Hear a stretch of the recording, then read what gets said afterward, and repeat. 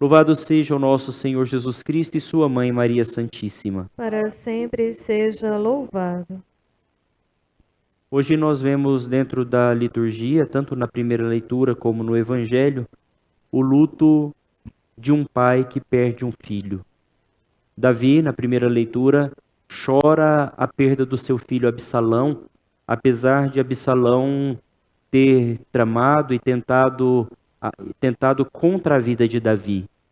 Ele, na verdade, queria assumir o trono do seu pai, que já estava reservado para o seu irmão Salomão, e por isso, a todo custo, queria ocupar esse lugar, esse cargo, essa função como rei no lugar de seu pai. Por isso perseguia Davi, e Davi fugia do seu filho Absalão, porque na verdade não queria o mal dele. Num determinado momento, Absalão, montado numa mula, estava indo em direção a um determinado lugar e fica preso com a sua cabeça entre os galhos de um carvalho.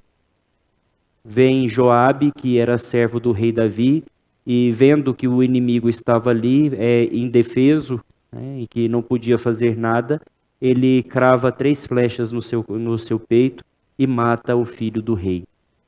Quando Davi recebe então a notícia, apesar de ser um inimigo, digamos, um inimigo que perseguia e que atentava contra a sua vida, Davi fica muito magoado e vive um profundo luto por causa do seu filho.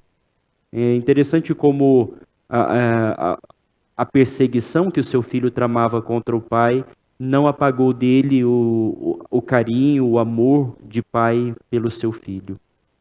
E ele dizia: era melhor que eu tivesse morrido no lugar do meu filho. A gente vê toda essa realidade também na leitura de hoje. Um homem se aproxima no Evangelho, um homem se aproxima de Jesus, implorando que ele faça algo em favor da sua filha de 12 anos que estava muito doente, estava de cama. Jesus então resolve ir, né, seguindo o pai que estava aflito, e no meio do caminho uma grande multidão que comprimia Jesus. Dentre essa grande multidão havia uma mulher que 12 anos sofria de um fluxo de sangue, uma hemorragia que não cessava. E como diz o Evangelho, nesses 12 anos ela buscou tratamento com médicos e mesmo assim, apesar de ter gasto tudo que tinha, não melhorava, piorava ainda mais.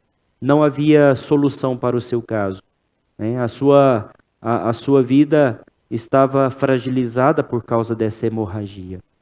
E aqui nós vemos 2 realidades: uma menina de 12 anos e uma mulher que sofria por 12 anos. E de repente aquela mulher no meio da multidão pensava: se eu tocar pelo menos na roupa dele, eu vou ser curada.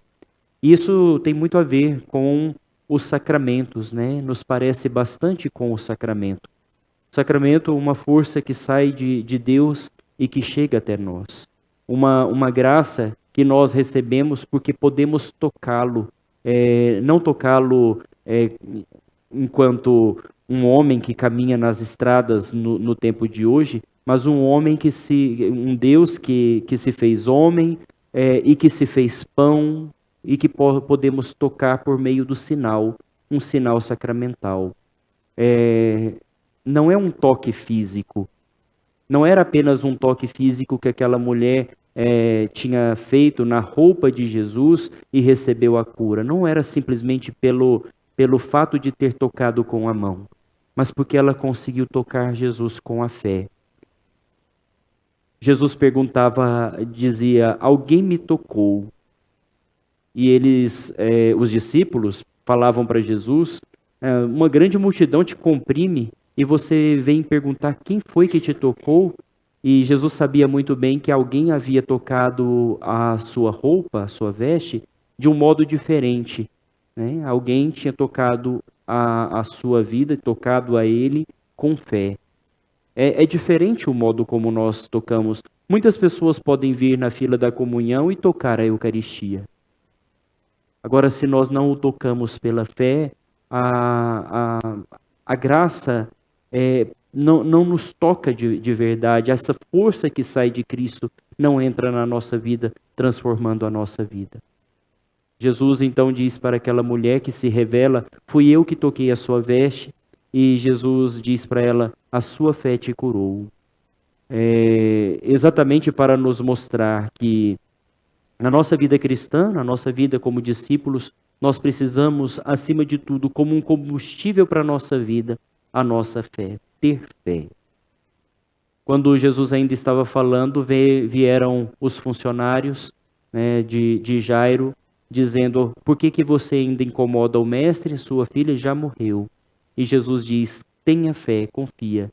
Né? E quando eles chegam na casa, muitos até caçoavam de Jesus, porque ele dizia: a menina não morreu, ela está apenas dormindo. E todos já haviam constatado que ela de fato tinha morrido. Num outro evangelho, não o de Marcos, nós encontramos essa mesma passagem, e haviam até os tocadores de flautas que entoavam hinos fúnebres diante daquela circunstância, ou seja, já havia sido constatado que a menina, a filha de Jairo, já estava morta e que não havia mais nada a ser feito. E Jesus então diz, Talita cum, né, que significa menina, levanta-te. E ao mesmo tempo, imediatamente, a menina se coloca de pé e ele diz, agora dê a ela o alimento.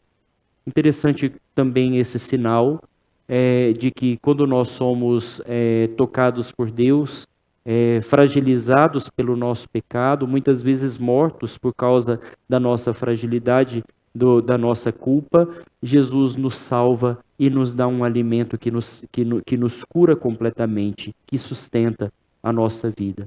E esse alimento, acima de tudo, é a Eucaristia e também todos os outros sacramentos. Louvado seja o nosso Senhor Jesus Cristo. Para sempre seja louvado.